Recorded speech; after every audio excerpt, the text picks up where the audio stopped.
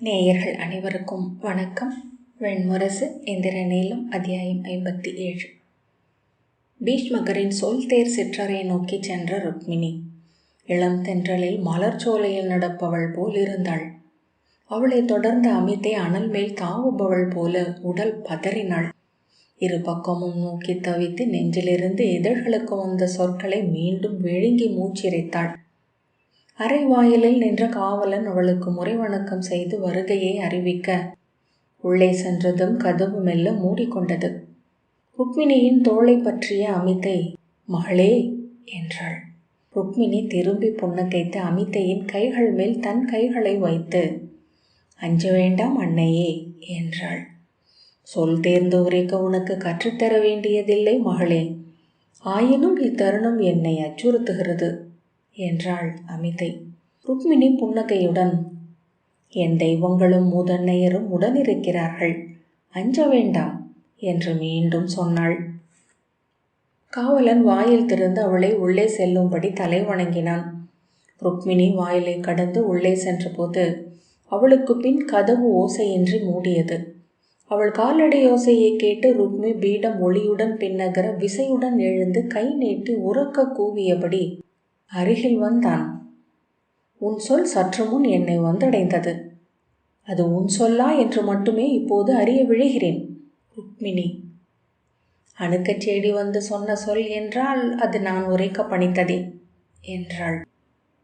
ஒரு கணம் தளர்ந்த ருக்மி நெய்யில் தீயென பற்றி கொண்ட சினத்தின் விசையால் மீண்டும் சொல்லெடுத்து எண்ணித்தான் இதை உரைக்கிறாயா என்றான். இதில் மறு சொல் என உரைக்க நான் விழையவில்லை மூத்தவரே என்றாள் ருக்மிணி. இது என் இறுதி சொல் என்று கொள்க. சினத்தால் உடைந்த குரலில் ஒருபோதும் உன் விழைவு நிறைவேறாது என்றான் ருக்மி. பீஷ்மகர் அவனிடம் மைந்தா, நீ அமர்க. சொல் தேரவை என்பது அமர்ந்து பேசுவதற்குரியது, உணர்களை பரிமாறுவதற்குரிய இடம் அல்ல அது. சொல்லாடி நல்முடிவை அடைய நாம் இங்கு கூடி இருக்கிறோம் என்றார். நான் சொல்லாடுவதற்கு ஏதுமில்லை. என் சொல் இங்கு உள்ளது, நான் இதை ஏற்கப் போவதில்லை என்றான் ருக்மி. அரசரின் அருகே அமர்ந்திருந்த கீர்த்தி மெல்லிய குரலில் அமர்ந்து கொள்ளுங்கள் இளவரசே, இளவரசியும் அமரட்டும் என்றாள். சுஷமை அவனுடைய சினம் இயல்பானதே. அரசன் சொன்ன சொல்லை திரும்பி பெற வேண்டும் என்பது அம்பு மீள வேண்டும் என்பதைப் போல என்றாள். ருக்மி தன் இருக்கையில் அமர்ந்து பெரிய கரிய கைகளை ஒன்றுடன் ஒன்று விரல் பிணைத்து மடிமேல் வைத்து கொண்டு ஆம், அவள் சொல்லட்டும் என்றான்.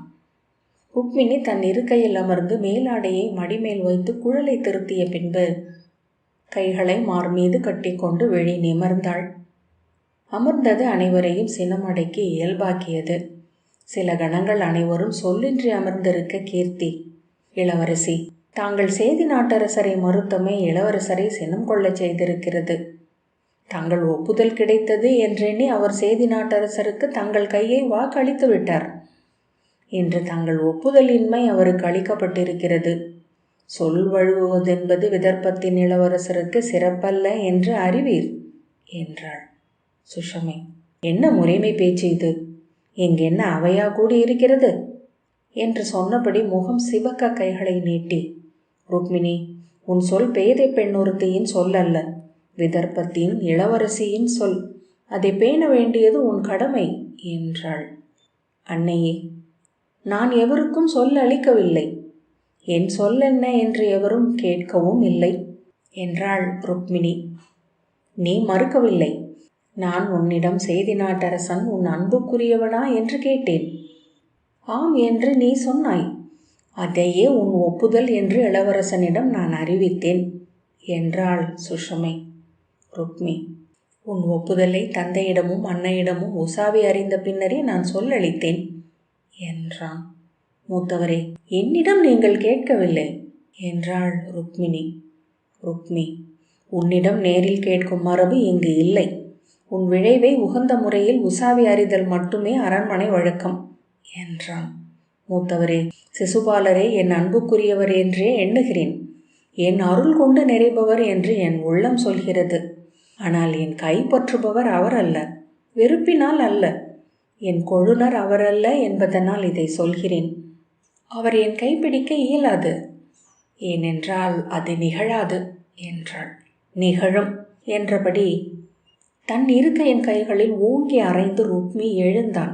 நிகழ்ந்தே ஆகும். நான் விதர்ப்பத்தின் இளவரசன். என் சொல் இங்கு திகழும். இல்லையேல் இந்நகரில் என் சடலம் விழும். ருக்மிணி அவனை கனிவு நிறைந்த கண்களால் நோக்கி, என் சொற்களை புரிந்து கொள்ளுங்கள் மூத்தவரே. ஒரு பெண்ணின் கொழுனனே அவளை மணக்க முடியும்.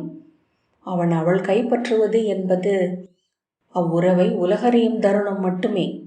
அவன் எவரென்று முன்னரே ஊழ் வகுத்து விட்டது. காலம் அவனை அவளை நோக்கி கொண்டு வருகிறது. அவள் அறியாமல் இருக்கலாம், அவனும் அறியாமல் இருக்கலாம். மண்ணில் எவரும் அறியாமல் இருந்தாலும் அவர்கள் துணைவர்களாகிவிட்டவர்கள் என்றான். இகழ்ச்சியுடன் இதழ்களை உழைத்து, நீ அறிந்து விட்டாய் போலும் என்று ருக்மி சொன்னான். சொல், உன் கைப்பற்றப் போகும் கொழுனன் எவன்? ருக்மிணி அவனை நோக்கி புன்னகையுடன், நான் அறிந்ததே இன்றுதான். அவர் துவாரகை ஆளும் இளைய யாதவர் என்றாள். தன்மேல் குளிர்ந்த எடை ஒன்று வீசப்பட்டது போல ருக்மி சற்று பின்னடைந்தான். உடனே கைகளை ஓங்கி அரைந்தபடி முன்னால் வந்து, என்ன சொல்கிறாய் பேதை? எண்ணி சொல்கிறாயா என்றான். மறுகணம் அத்தனை சொற்களும் அலை பின்வாங்குவது போல் மறைய இரு கைகளையும் விரித்து உதடுகளை அசைத்து அருகில் இருந்த அனைவரையும் மாறி மாறி நோக்கினான். உயிரற்றவை போல அவன் கைகள் தொடையை ஒட்டியபடி விழுந்தன. சுஷமை, என்னடி சொல்கிறாய் என்று மூச்சடைக்கும் குரலில் கூவினாள். நாம் மகதத்தின் சிற்றரசு. மகதத்தின் முதன்மை பகைவனுக்கு நீ மாலையிடுவதா?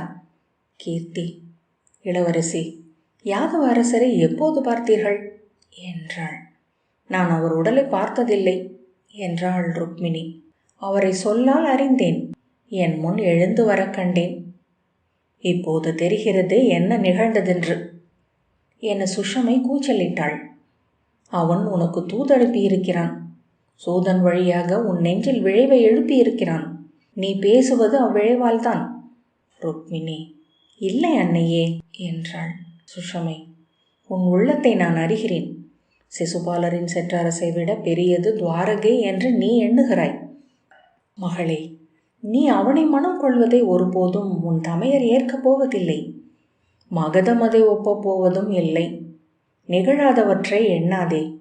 துவாரகையின் அரசி என நீ ஆவது அரிது என்றாள். அரசி ஆவதை பற்றி நான் எண்ணவில்லை. அவருடன் காடு சூழ்ந்து கன்று மேய்க்கவும் சித்தமாக இருக்கிறேன். அன்னையே, நான் சொல்வது அரசு கொள்வதை பற்றி அல்ல என்றாள் ருக்மிணி. சுஷமை பற்களை கடித்தபடி, உயர் காதலை பற்றி அல்லவா? காவியங்கள் சொல்லும் காதலை பற்றி இப்போது எனக்கு கவிச்சொல் உரைக்கப் போகிறாயா என்றாள். ருக்மிணி, இது காதலும் அல்ல அன்னையே. இதை எங்கனம் உங்களுக்கு உரைப்பேன் என்று அறிகிறேன். நான் அவர் துணைவி. அதை வரதாவை தெற்கே எழுந்த விந்தியனை விழிகளால் நோக்கி அறிவது போல ஐம்புலன்களாலும் அறிகிறேன். என் உள்ளத்தால் விழியால் சொல்லால் மாற்றிவிடக்கூடியதல்ல அது. நான் இங்கு வருவதற்கு முன்பே எங்கிருந்ததும் நான் சென்ற பின்பும் எப்போதும் என எஞ்சுவதுமான ஓர் உண்மை அது என்றாள். ருக்மி தலையை சினம் கொண்ட யானை போல அசைத்து கொண்டிருந்தான். கீர்த்தி, மகளே, நீ அமர்ந்திருப்பது விதர்ப்பத்தின் மந்தனமன்றில் விதர்ப்பத்தின் இளவரசி என பேசு. இங்கு நம் இணைவரையும் இணைப்பது ஒன்றே. நாம் நாடுவது விதர்ப்பத்தின் நலம் மட்டுமே என்றாள். பொறுத்தருள்க சிற்றன்னையே. எக்கணம் நான் அவருடையள் என்று உணர்ந்தேனோ அப்போதே விதர்ப்பத்தின் இளவரசி அல்லாமல் ஆகிவிட்டிருக்கிறேன். நான் அவர் துணைவி மட்டுமே, பிரிதெவரும் அல்ல. என் உடல் இம்மண்ணில் வாழ்வதும் என் உள்ளம் இக்காலத்தில் திகழ்வதும் அவருக்கென மட்டுமே. பீடத்தை ஊன்றி பின்னால் தள்ளியபடி எழுந்த ருக்மி அவள் அருகே வந்து கை நீட்டி, நான் இல்லையா உனக்கு? தொல்புகழ் விதர்ப்பத்தின் மன்றமர்ந்து இச்சொல்லை எடுக்க. நீ சத்திரிய பெண். கன்று மேய்த்து கான் சூழும் யாதவனுக்கு தொழும்பு பணி செய்ய விழைகிறாயா? முடிசூடி இந்நகராண்ட மூதன்னையர் அனைவரையும் இழிவுபடுத்துகிறாயா? இந்நகர் வாழும் ஒவ்வொருவர் நினைவிலும் பழியென எஞ்சப் போகிறாயா என்றான். ருக்மிணி, இவ்வெண்ணங்கள் எவையும் என்னுள் இல்லை. நான் அவருடையவள் என்ற சொல்லுக்கு அப்பால் என் சிந்தை சூழ இங்கு ஏதுமில்லை. மூத்தவரே, நீங்கள் ஆண்மகன். என் பெண்ணுள்ளம் எண்ணுவதை தாங்கள் உணர முடியாது. ஆனால் காதல் கொண்டு கைப்பற்றி மகவையின்றி முலையூட்டு கனிந்தமைந்த என் மூதன்னையர் என் அகம் அறிவர். இங்கிருந்து வெண் சென்ற அவர் முன் நிற்கையில் என் காதல் ஒன்றினாலேயே அவருக்கு நிகரமரும் தகுதி கொண்டவளாவேன் என்றாள். ஒவ்வொரு சொல்லையும் எண்ணி வந்திருக்கிறாள். இது இவள் சொல் அல்ல. எவ்வண்ணமோ அத்தனை சொற்களையும் இவள் உள்ளத்தில் அவன் ஏற்றிவிட்டான். தந்தையே, துவாரகையின் அரசன் மாயச்சொல் கொண்டவன் என்கிறார்கள். பல்லாயிரம் காதம் நீண்டு அவன் கை வந்து ஒவ்வொருவரையும் தொட்டெழுப்பும் என்கிறார்கள். குலமகள் உள்ளத்திலும் நஞ்சென ஊறும் பெருங்காமத்தை தொடுப்பவன் என்கிறார்கள். இன்று அறிந்தேன் அவை உண்மை. நம் அரண்மனையில் எச்சரிந்த இளவரசியை வென்றுவிட்டது அவன் காமக்கணை என்றான் ருக்மி. ரிஷ்டி, இளவரசே, நாம் ஏன் வீண் சொல்லெடுக்க வேண்டும்? விதர்ப்பத்தின் இளவரசி தன் சொல்லை இங்கு வைத்து விட்டாள். இனி ஆவதென்ன என்று சிந்திப்போம். மன்று நின்று கைப்பற்றி மாலையிட வேண்டியவள் அவள். அவள் விரும்பாத ஒன்றை செய்ய தாங்கள் ஆணையிட முடியாது. அவ்வண்ணம் விரும்பாத பெண்ணின் கைப்பற்ற சேதி நாட்டரசரும் எண்ணமாட்டார் என்றாள் ருக்மி. அப்படியென்றால் என்ன செய்ய வேண்டும் என்கிறீர்கள்? தாங்கள் சொல்லுங்கள் என்றான். இளவரசி சொன்னதுமே தாங்கள் சினம் கொண்டு எழுந்து விட்டீர்கள். அவள் விளைவு போல யாதவனை கைப்பிடித்தால் அதில் என்ன பிழை என்றாள் ரிஷ்டி. அது நிகழலாகாது. அதன் பின் விதர்ப்பம் இருக்காது என்று உறக்க கூவியபடி அவளை நோக்கி திரும்பினான் ருக்மி. நாம் சத்திரிய தகுதி கொண்டவர்கள். ஆனால் மலைக்குடிகளை படைகளாக கொண்டமையால் வல்லமையற்றவர்கள். அன்னையே, விந்தியனின் காலடியில் கிடக்கும் தொன்மையான கல்லுருளை போன்றவர்கள் நாம். வேத வேள்விக்கும் மண் தகுதியில்லை என்று விலக்கியிருந்த காலம் ஒன்று இருந்தது. இன்னும் அவ்விழிவு முற்றிலும் விலகவில்லை. மகதத்தின் அருளால் இன்று சத்திரிய மன்றில் நமக்கு ஒரு பீடம் அமைந்துள்ளது. அந்நன்றியை கொன்று குலமிலி ஒருவன் அவையில் சென்றமரும் இழிவை ஒருபோதும் ஏற்க மாட்டேன். ரிஷ்டி ருக்மிணியிடம், மகளே, நன்கு சிந்தித்து சொல்லிடு. துவாரகையின் அரசரை பற்றி நீ அறிந்ததெல்லாம் எவரோ உரைத்த சொல்லினூடாகவே. அச்சொற்கள் தேர்ந்த அரச சூழ்மதியினரால் சமைக்கப்பட்டவையாக இருக்கலாம். மகதத்தின் வாளேந்திய கைகளில் ஒன்றாகிய விதர்ப்பத்தின் இளவரசி நீ. உன்னை கவரும் பொருட்டு வீசப்பட்ட தூண்டில் இரையாக அச்சொற்கள் இருக்கலாம். சுஷமை, அதில் என்ன ஐயம்? இது ஓர் அரசியல் சூழ்ச்சி, பெரிதொன்றுமல்ல என்றாள். அன்னையே, அச்சூழ்ச்சியை வெல்லும் கலை எனக்கு தெரியும். அரசு சூழ்தலை நானும் கற்கத் தொடங்கி நெடு நாட்களாகிறது என்றான் ருக்மிணி. அன்னையரே, மூத்தவரே, இச்சொற்களுடன் நீங்கள் நின்றிருக்கும் என் நிலத்திலும் என் கால்கள் இல்லை. நான் உணர்ந்திருப்பது காலமற்ற வெளியில் வாழும் தெய்வங்கள் கூறுவது. நான் இளைய யாதவரின் அறத்துணைவி. அவர் கைப்பற்றுவதற்கென்று இங்கு பிறவி கொண்டவள். என்னை கருவறையிலிருந்து கை தொட்டு எடுத்த அன்னை அதை அறிவாள். என் உடலை முதலில் நோக்கிய நிமித்திகர் அறிவார். இங்கு ஒரு சொல்லுமன்றி அமர்ந்திருக்கும் எந்தையும் அறிவார் என்றாள். அனைவர் விழிகளும் திரும்ப பீஷ்மகர் மெல்ல உடலை அசைத்து, ஆம் மைந்தா, அவள் உளம் கொண்ட வகையிலேயே இது நிகழ்ந்தால் என்ன என்றார். ருக்மி கைகளை தூக்கி ஏதோ சொல்வதற்குள் பீஷ்மகர், ஆம், நீ உணர்வதை நான் அறிகிறேன். மகதத்தின் சிற்றரசனாகிய நான் துவாரகைக்கு மகள் கொடை அளிக்க முடியாது. ஆனால் நாம் சத்திரியர். இங்கு ஒரு சுயம்பர பந்தல் நாட்டுவோம். சிசுபாலனும் ஜராசந்தனும் பாரத வருஷத்தின் சத்திரியர் அனைவரும் அவையமரட்டும். முடிந்தால் இளைய யாதவர் வந்து இவளை வென்று செல்லட்டும். அதை மறுக்க எவராலும் முடியாதல்லவா என்றார். கீர்த்தி, ஆம், இப்போது நான் இதையே எண்ணினேன். சத்திரிய பெண்ணுக்கு நம் குல மூதாதையர் வகுத்த உரிமை அது. தன்னை வென்று செல்லும் ஆண்மகனை கோர அவளுக்கு அனைத்து உரிமையும் உள்ளது. இதுவன்றி பிற வழி ஏதும் இல்லை என்றாள். சுஷமை, அப்படியென்றால் என் மைந்தன் சொன்ன சொல் என்ன ஆகும் என்றாள் ருக்மி. ஆம், சேதி நாட்டரசரின் கைப்பற்றி என் தங்கை அவருக்குரியவள் என்று நான் சொன்னேன். என் சொல் எங்கு வாழும்? என் வாழ் அச்சொற்களை துணைக்கும். ரிஷ்டி, இளவரசே, தாங்கள் விழைந்தால் எளிதில் இத்தருணத்தை கடந்து செல்லலாம். நம் அவையில் குடிச்சான்றோர் எழுந்து இளவரசிக்கு முறையான சுயம்பரம் தேவை என்று கோரட்டும். குடியவை ஆணையிட்டதற்கப்பால் அரசனுக்கு சொல்லில்லை அல்லவா? அவர்களை காட்டி சிசுபாலரிடம் இங்கு ஒரு சுயம்பரத்தை நாம் அமைத்திருக்கும் செய்தியை சொல்லிவிடலாம் என்றாள். அன்னையே, சிசுபாலர் என் உடலின் மறுபாதி போன்றவர். என் உள்ளம் எண்ணுவதை அக்கணமே அறிபவர். இந்த எளிய அரசு சூழ்தலை நான் சொல்ல எண்ணும் போதே அச்சொற்களின் ஆழத்தை அவர் வாசித்தெடுப்பார். அவர் முன் சென்று நடிக்க என்னால் இயலாது. தன்னை தன் கொழுநன் வென்று செல்ல வேண்டும் என்று உரைக்க சத்திரிய பெண்ணுக்கு உரிமை உண்டல்லவா? இளவரசி அவரிடம் சொல்லட்டும், அவர் தன்னை வென்று செல்லட்டும் என்று.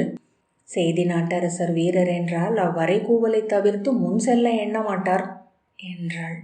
ருக்மி பொறுமை எழுந்து இரு கைகளையும் விரித்தபடி சாளரத்துக்கு வெளியே தெரிந்த வரதாவை நோக்கியபடி இல்லை என்பது போல தலையை பல முறை அசைத்தான்.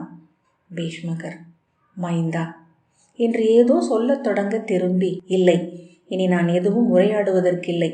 இந்த மனம் முடிவாகிவிட்டது. இது மட்டுமே நிகழும் என்றான். திருஷ்டி, இளவரசே, சத்திரிய பெண்ணை எவரும் தடுக்கவியலாது என்றாள். தடுக்க முடியும் என்றபடி ருக்மி அருகே வந்தான்.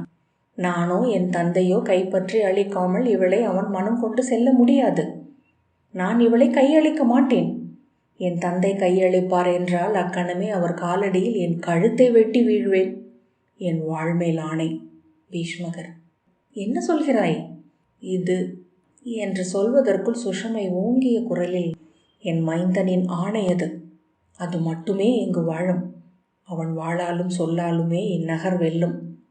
திருஷ்டி ருக்மிணியை நோக்கி, மகளே, இங்கு அனைத்தும் இனி உன் சொல்லில் உள்ளது என்றாள். ருக்மிணி, நான் இச்சொற்களுடன் வாதிட இங்கு வரவில்லை. இங்கு கண்ணியென சிறைப்பட்டிருப்பேன் என்றால் அதுவும் எனக்கு உகந்ததே. அரண்மனையின் இருளறைக்குள் வாழும் போதும் நான் அவர் துணைவி என்றே இருப்பேன். சுஷமே, என்ன பித்தெழுந்த பேச்சு? எங்கு பார்த்தாய் அவனை? அவன் யார் என்று நீ அறிவாயா? ருக்மிணி அவளை நோக்கி திரும்பி, நான் என்னை உயிர்கள் உண்ணும் அன்னமென உணர்ந்தேன் அன்னையே. அவர் அன்னத்தை முட்டி முட்டி முளையுறிஞ்சும் வைஸ்வானரன். இங்கு நிகழ்ந்த உண்டாட்டின் உச்ச முயக்கத்தில் அவரை கண்டேன் என்றாள். என்ன உளறுகிறாய் என்றாள் சுஷமை. கீர்த்தி, இளவரசி, உளமயக்கால் எடுக்கும் முடிவல்ல இது என்றாள். சுஷமை மூச்சிறைக்க, இது யார் உருவாக்கும் உளமயக்கு என்று அறிவேன். இவள் செவிலி அன்னை அமிதை. அவளை கட்டி வைத்து சவுக்கால் அடித்தால் என்ன நடக்கிறது என்று சொல்வாள். எவர் சொல்லும் எனக்கு ஒரு பொருட்டல்ல அன்னையே. இதற்கு மேலும் நான் ஒன்றும் சொல்வதற்கில்லை. எந்தை முடிவெடுக்கட்டும் என்றாள். ருக்மி, முடிவெடுத்து விட்டோம். நீ சிசுபாலரை மணந்து மணமகளாக இவ்வரண்மனை விட்டு வெளியேறுவாய். இல்லையேல் இங்கே கண்ணியென இருந்து மறைவாய். இளையாதவன் உன் கை தொடுவது இப்பிறவியில் நடக்காதென்று உணர்க. ருக்மிணி, அவ்வண்ணமெனில் அதுவே ஆகுக என்று சொல்லி மெல்ல எழுந்தாள். ருக்மி அவள் அருகே வந்து கனிந்த ஈரம் படர்ந்த குரலில், தங்கையே, இதனால் வரை உன்னை நான் பிரிதென எண்ணியதில்லை. சேதி நாட்டரசருக்கு உன் கையை வாக்களிக்கையில் கூட உன் சொல் என் சொல் என்றே எண்ணினேன். நீ இதுவரை கண்டிராத எவர் பொருட்டோ என்னையும் உன் தந்தையையும் இவ்வரசையும் துறக்கிறாய். பித்து கொண்டாயா? எங்கனம் பேதை என்றானாய்? ருக்மிணி அவனை நோக்கி, அறியேன் மூத்தவரே. ஆனால் நினைவிழந்த நாள் முதல் இப்பித்து என்னுள் உள்ளதென்று அறிகிறேன். இதன் வழியாகவே முழுமை கொள்கிறேன். நான் எய்துவது அனைத்தையும் இதுவே என்னிடம் கொண்டு சேர்க்கும் என்றாள். தோள்கள் தளர எடைமிக்க உடல் கொண்டவன் போலாகி தன் பீடத்தில் சென்று ருக்மி அமர்ந்து கொண்டான். சுஷமை பற்களை கடித்து, இது வெறும் உளமயக்கு. ஓரிரு நாளில் தெளியும் பித்து. இதை தெளிய வைக்க என்ன மருந்தென்று பார்க்கிறேன். ருக்மிணி, பித்துகளில் சில ஒருபோதும் தெளிவதில்லை அன்னையே என்றாள். பீஷ்மகரை நோக்கி தலை வணங்கி, தந்தையே, என் உளமறிந்தவர் தாங்கள். ஆகவே தங்களிடம் மட்டும் நான் பொறுத்தருளும்படி கோரப்போவதில்லை. பிற அனைவரிடமும் கால் தொட்டு வணங்கி இவ்வெளியவள் மேல் சினம் கொள்ள வேண்டாம் என்று கோருகிறேன் என்று கை கூப்பி தலை வணங்கிவிட்டு கதவை நோக்கி சென்றாள். அவளுக்கு பின்னால் விழிநட்டு அமர்ந்திருந்த ஐவரும் மூச்சு விட்டு உடல் தளர்வதை அவள் கேட்டாள். வாயிலுக்கு வெளியே நின்றிருந்த அமிதை அவளை நோக்கி வந்து, என்ன சொன்னார்கள் என்றாள். என் சொற்களை சொல்லிவிட்டேன் அன்னையே என்றாள் ருக்மிணி. என்ன சொன்னார் இளவரசர்? என்ன சொன்னார் இளவரசர் என்று கேட்டாள் அமிதை. என் இறுதி நாள் வரை எச்சரிப்பொன்றே எஞ்சும் என்றார் என்று புன்னகையுடன் ருக்மிணி சொன்னாள். செயலெழுந்து நின்ற அமிதை 8 வைத்தோடி அவள் அருகே வந்து கைகளை பற்றி கொண்டு, என்ன இது இளவரசி? இளவரசர் அவ்வாறு சொன்னாரா என்ன? ஆம், என் கையை சேதி நாட்டரசருக்கு அவர் அளித்து விட்டார். அச்சொல்லை அவர் திரும்ப பெற இயலாது என்றாள் ருக்மிணி. அவரது சின்னம் இயல்பே. அன்னையே, நான் இளைய யாதவரை இனி அடைவதற்கேதுமில்லை. இங்கு பிறந்த போதே அவர் துணைவி என்றே வந்தேன். எங்கு எவ்வண்ணம் இருப்பினும் அவர் குலமகள் என்றே அமைவேன். விதர்ப்பத்தின் மகளிரரை இருளும் துவாரகையின் அரியணையும் எனக்கு நிகர்தான் என்றாள்.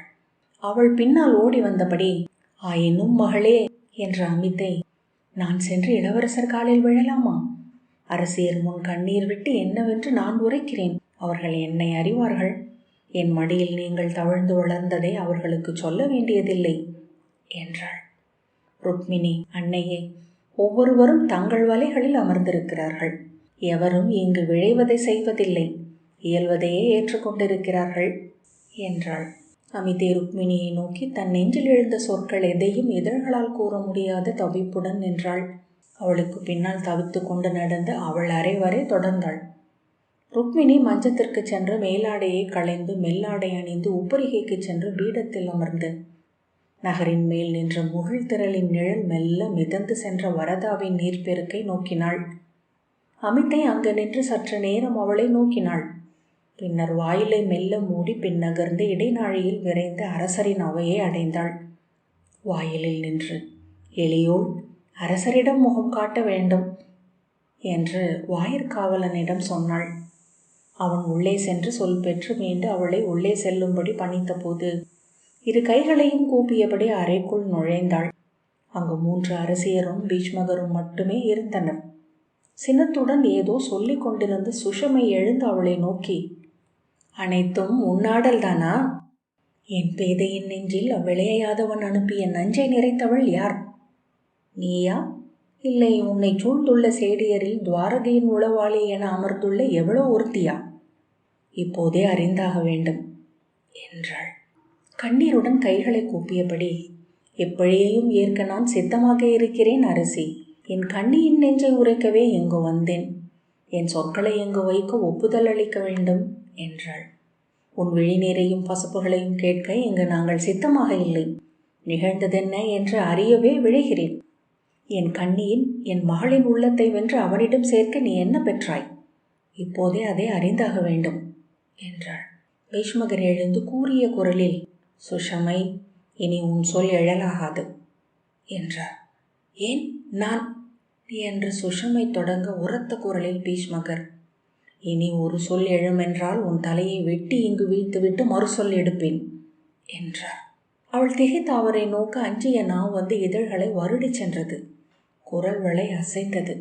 அமிதையிடம், சொல்க என்றார் பீஷ்மகர். அரசி, என்னிடம் இளவரசர் கூறியதனைத்தையும் இளவரசியிடம் நானே சொன்னேன் என்றாள் அமிதை. மகதம் விழைவதை, நம் இளவரசர் இலக்காக்குவதை, இந்நகர் நாடுவதை அவளுக்கு விளக்கினேன். இளவரசியின் உளம் கொள்ளும் விதம் அவற்றை நிறுத்தவும் என்னால் இயன்றது. நான் அறிவேன், இளவரசி பிரிதொன்றை எண்ணவும் இல்லை. சேதி நாட்டரசர் இங்கு வந்தபோது அவள் உள்ளம் அவரை கொள்ளவும் இல்லை, விலக்கவும் இல்லை. ஆனால் எங்கோ அவள் அறிந்தாள், அவள் கொழுனன் அவர் அல்ல என்று. எங்கனம் அறிந்தாள் என்பதை எவரும் சொல்ல முடியாது. பெண்களுக்கு பின்னால் விழியறியாமல் அவள் மூதன்னையர் வந்து நிற்பதாக சொல்வார்கள். அத்தெய்வங்களே அதை அறியும். ஆனால் ஒன்று அறிந்தேன், விழவுக்கு நீராட அவள் எழுந்தபோது மீண்டும் அவள் கைகளும் கால்களும் சூடிய ஆழியையும் சங்கையும் நான் கண்டேன். அப்போது நானும் அறிந்தேன் அவள் பாதம் சூடுவதன்றி கைப்பற்றும் தகுதியற்றவர் சேதி மன்னர் என்று என்றாள் அமிதை. அவன் இளைய யாதவனே என்று அவளிடம் சொன்னது யார் என்றார் பீஷ்மகர். அரசே, சிற்றிளமையில் அவள் கண்ட ஒரு கனவை பல 100 முறை நம்மிடம் உரைத்திருக்கிறாள். வரதா அவளுக்கு அளித்த அந்த நீலமணி கல்லை பற்றி. அதன் பொருள் ஒன்றே, துவாரகை ஆளும் நீலனே அவன் என்றாள் அமிதை. பீஷ்மரின் விழிகளை நோக்கியபடி, நேற்று மாலை உண்டாட்டில் ஒரு தென்னகத்து சூதன் நீலமணி வண்ணனை பற்றி பாடினான். அப்போது அவள் அறிந்தாள் அவனை என்றாள் அமிதை. அவளை நோக்கி பொருளற்றவை என்றான விழிகளுடன் நின்ற பீஷ்மகர் சென்று தன் பீடத்தில் அமர்ந்து தன் கைகளை கோத்து மடிமேல் வைத்து தலை குனிந்தார். பின்பு நிமிர்ந்து, ஆம், இப்போது உணர்கிறேன். இதுவரையிலான அனைத்தும் ஒன்றுடனொன்று பிசிறின்றி முயங்குகின்றன. இவள் பிறந்தது அவனுக்காகவே என்ற பின் திரும்பி சுஷமையிடம், அரசி, அவள் அவனுக்குரியவள், இது என் ஆணை என்றார். ஆம் அரசே, தங்கள் ஆணை என்றாள் சுஷமை. அமிதையிடம், சத்திரியர்களுக்கு மனமுறைகள் பல உண்டு. சுயம்பரம் கோருவது ருக்மிணியின் உரிமை. அவள் அதை செய்யலாம் என்றார் பீஷ்மகர். அமிதை, இல்லை அரசி, இளவரசி தன் தமையனை மீறி தங்களை கடந்து அவ்வண்ணம் கோரப்போவதில்லை. அதன் வழியாக தங்கள் இருவரையும் என் நகர் மக்கள் முன்னும் சேதி நாட்டரசர் முன்னும் சிறுமையாக்க துணிய மாட்டாள். அவள் உள்ளத்தை நான் அறிவேன் என்றாள். பெரும் மூச்சுடன் தலையசைத்த பீஷ்மகர், ஆம், அவளை நானும் அறிவேன் என்றார். திருஷ்டி எழுந்து, அரசே, சத்திரிய பெண்ணுக்கு காந்தர்வ மனமும் உரியதே என்றாள். பீஷ்மகர் திகைத்தவர் போல் அவளை நோக்கினார். இளைய யாதவர் வரட்டும், அவளை இங்கிருந்து கவர்ந்து செல்லட்டும். அது எவருக்கும் பழி அளிக்காது. இளைய யாதவருக்கு புகழ் சேர்க்கும். அவர் அவள் காதலுக்காக வருவார் என்றால் குடிகளுக்கு பிறிதொரு விளக்கமும் தேவையில்லை என்றாள் கீர்த்தி. பீஷ்மகர் முகம் மலர்ந்து, ஆம், அதுவே உகந்த வழி என்றார். இந்திரநீலம் 57வது அத்தியாயம் இத்துடன் நிறைவு பெற்றது.